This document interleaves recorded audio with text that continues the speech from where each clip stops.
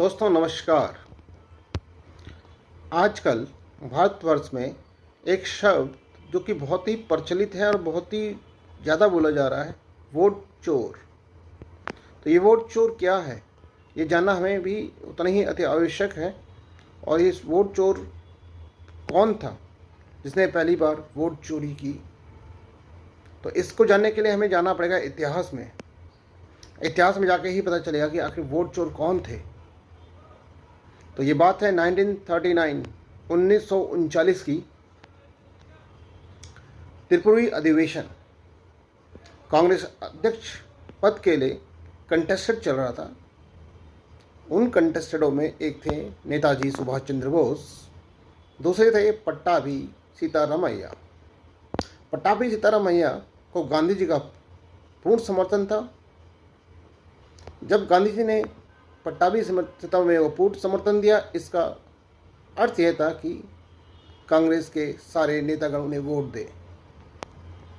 लेकिन हुआ क्या, जब कंटेस्ट शुरू हुआ, इलेक्शन शुरू हुए, तो उस इलेक्शन में नेताजी को भारी बहुमतों से विजय मिली और पट्टाभी सीतारामैया बहुत ही वोटों के अंतर से, एक बहुत बड़े अंतराल से हार गए। इस हार से सबसे ज़्यादा दुख सीतारामैया को कम था और गांधी जी को ज़्यादा था।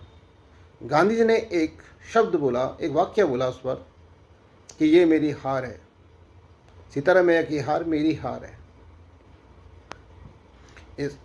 इसके बावजूद नेताजी की जीत हुई थी, तो उन्होंने कांग्रेस पद को संभाला, अध्यक्ष पद को संभाला। लेकिन इस वक्त कांग्रेस कार्य समिति ने उनका कोई भी साथ नहीं दिया, किसी भी कार्य के लिए उनको समर्थन नहीं दिया। तो इससे व्यथित होकर नेताजी ने एक नया पार्टी का निर्माण किया। उस पार्टी का नाम था फॉरवर्ड ब्लॉक। तो क्या आपको लगता है यहाँ वोट चोरी हुई या नहीं हुई? आप मुझे बताइए।